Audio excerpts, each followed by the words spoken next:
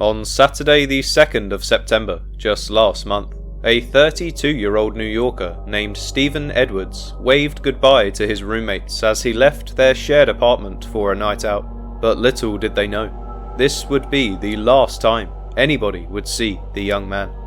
Stephen was officially reported missing by his friends 3 days later, after he failed to show up for his new job. But despite the alarming circumstances surrounding the case, the NYPD refused to act.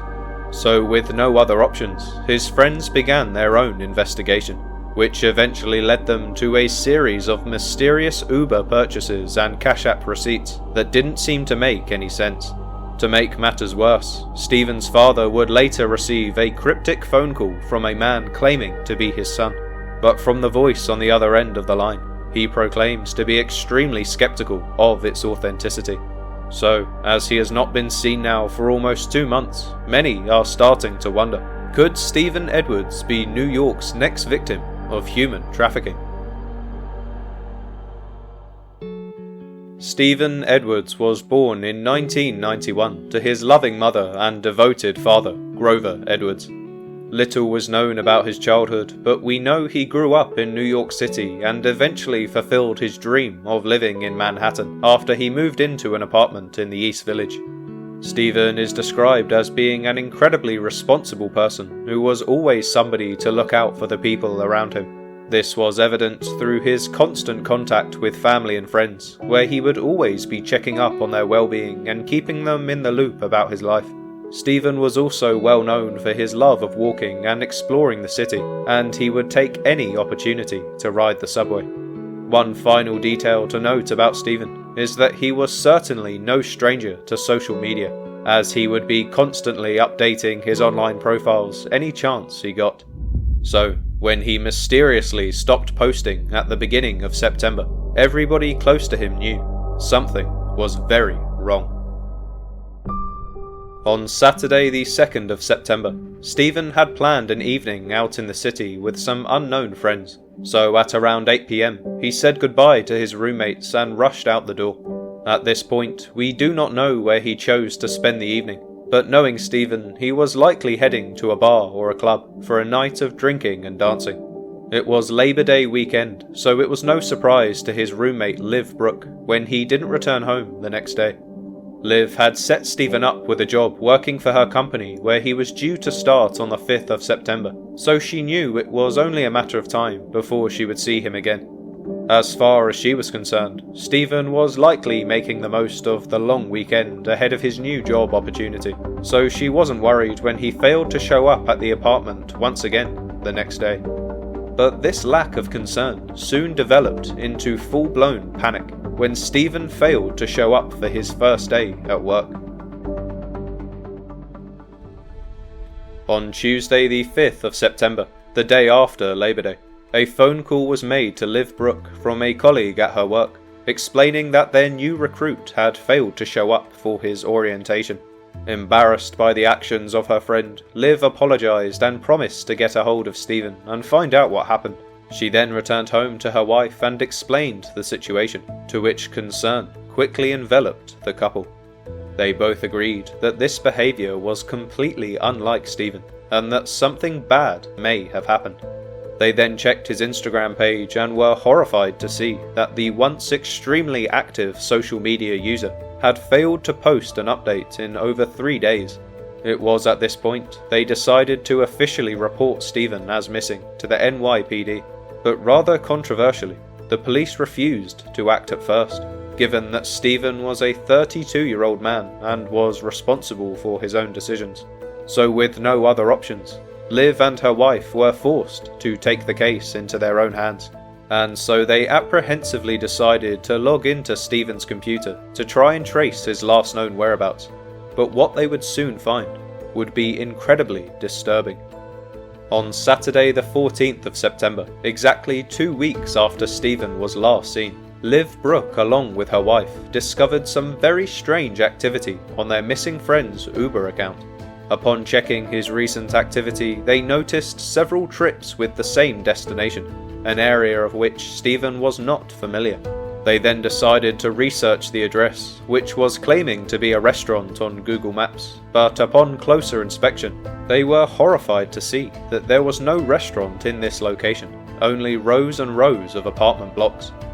To add fuel to the fire, Stephen's father would also suggest that somebody else was indisputably using his son's Uber account, as Stephen was certainly not a frequent user of car share services, given that he usually preferred to walk everywhere. By all accounts, the young man was also very careful with his money, so when his roommates noticed some even stranger activity on his Cash App account, the concern only grew. He had been transferring large amounts of money to unknown people and purchasing unusual items like spending $2 on cigarettes, a habit Stephen was not known to possess at the time of his disappearance. But the case only escalated further when his father would receive a harrowing phone call from a man claiming to be his missing son. On Wednesday, the 25th of October, Grover Edwards decided to head out to Daly Avenue in the Bronx, the very same address that Stephen had been frequently travelling to during the time of his disappearance. He started putting up posters in the surrounding area, hoping that somebody would recognise his son and provide some much-needed information. But at first, he would have no luck in his search, with most pedestrians failing to identify the missing young man. That is, until 2 days later, when Grover would receive a phone call from an unknown number. His initial reaction was that it was hopefully a potential sighting of Stephen, which may provide a useful lead. So when he somewhat recognised the voice on the other end of the line, he was both shocked and elated. The man on the phone was claiming to be his son Stephen. However, something about the tone of his voice was concerning to Grover. His suspicions were then only heightened when the caller, who was supposedly his son Stephen, promised he was okay, but that he wasn't coming home. Now, unfortunately, this is all we know about the case for now, but Stephen's friends and family have promised that they will not rest until they have a legitimate sighting of Stephen, confirming his safety. But either way, I think we can all agree, even if Stephen is still alive out there somewhere, his behaviour over the last 2 months has been incredibly suspicious, and so we must continue to investigate this case, if anything, to provide some much needed closure for his family. So with that, let's get into some of the potential theories. Now, given the details of this case, I can't help but feel that no matter what the conclusion reveals itself to be, I find it very difficult to imagine there will be a happy ending here. But before I get into the more controversial theories, I would prefer to start with the best case scenario, which in my opinion would be that Stephen simply decided to disappear on his own accord. So the strongest piece of evidence to back up this particular theory would be the phone call made to Grover Edwards just earlier this week, which for all we know could have very well been Stephen himself. But if this is true, why would such a kind-hearted and caring man make such a selfish decision to randomly disappear and leave his friends and family worrying for his safety for almost 2 months? I suppose anything is possible, especially if you bring substance abuse into the equation, but Stephen was not known to be a heavy drug user, so this would be very out of character for him. However, what if he is still alive out there somewhere, but is having his communication restricted by another person, or even a group of people? If Stephen somehow got himself wrapped up in the wrong crowd during his Labor Day celebrations at the start of September, this would certainly explain his abrupt change in personality. So with this idea in mind, is it possible that Stephen has been recruited as part of a human trafficking operation? Well, this certainly wouldn't be the first time a person has accidentally got themselves involved in a bad situation after chasing a quick payout. Based on the evidence provided by Stephen's roommates, it would seem he has been travelling to and from an apartment block, which is likely posing as a restaurant as a means to hide the real business. According to one of his friends, the restaurant appeared to be a front for a prostitution service, with their menus offering people as opposed to food. Now, when I search for this restaurant myself, I also find a block of apartments on Google Maps. However, there is no mention of any menus. So this would imply to me that they have slimmed down the advertisement to cover their tracks. Also, upon my own investigation, it would seem there are only 2 reviews for this business at the time of recording, which seem to be ambiguous at best, both being posted over 4 months ago. But this isn't the only alarming piece of evidence, in my opinion, that would lead to human trafficking being a genuine possibility here, as Stephen isn't the only person who has recently disappeared in the Bronx under such suspicious circumstances. A 22-year-old woman named Shamari Brantley also disappeared in this area back in August, just 2 weeks before Stephen went missing, and rather hauntingly, she was later seen climbing into the back of a van. So in my opinion, this is surely evidence that there are currently human trafficking operations out in the Bronx, the very same area where Stephen appears to be located. But to take a quick step back, we can't explicitly confirm that Stephen's recent activity can only be the result of human trafficking, as I have personally covered similar cases on my channel where the missing individual was eventually found, but the explanation was far less controversial. Around 2 months ago, I covered a missing person case which discussed a man named Raylon Bivens, who had mysteriously disappeared after spending the weekend in Seattle.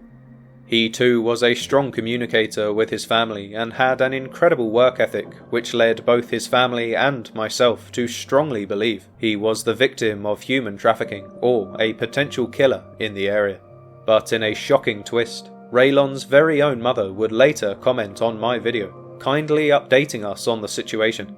And apparently, she had flown out to Seattle to find her missing son, but was devastated to find him heavily addicted to drugs and refusing to return home. It was relieving to hear he was still alive, but also heartbreaking to see that such a young and promising man had tragically lost himself to substance abuse. So based on this incredibly similar case, we have to unfortunately keep an open mind to the fact that Stephen may just be strung out on drugs somewhere in New York, with absolutely no desire to return home. But before we jump to any conclusions, unlike Raylon Bivens, who was fortunately discovered alive in Seattle, there have also been many other missing person cases that still haven't been solved, such as the disturbing case of Jared Shadid. Just like with Stephen Edwards and Raylon Bivens, Jared Shadid was another gay man who would suddenly go missing under suspicious circumstances. His story also occurred out in Seattle, where he was last seen on an Airbnb's security footage moving his possessions into the property. But bizarrely, this would be his last official sighting, with his car later turning up over 1,000 miles away in Los Angeles. Unfortunately, to this day Jared remains a missing person, but his case has since been tied to human trafficking and substance abuse, given his sudden change in personality. Now, despite these stories taking place on the other side of the country, I feel they are still relevant to mention alongside the disappearance of Stephen Edwards, as their profiles are all extremely similar. So based on this, I wouldn't be surprised if they were being lured into these dangerous situations under similar pretenses. Perhaps they were promised an easy way of making money, or maybe they were lured into a life of drug addiction by a group who wanted to use them for their bodies. The fact is, we can only speculate for now, as none of the police departments seem to be taking their cases very seriously, and therefore we have very little evidence to go off. But one thing that is for certain is that the family and friends of Stephen Edwards, along with Shamari Brantley, Raylon Bivens and Jared Shadid, will not stop fighting until they can bring their loved ones home. So with that, I think I'll leave this video here. But if you have any theories of your own, which may explain what really happened to Stephen Edwards or any of the other missing people mentioned in this video, please leave your comments down below. Also, if you would like any more details on the cases discussed, please feel free to check out the videos on screen now, where I've covered each story in a lot more depth.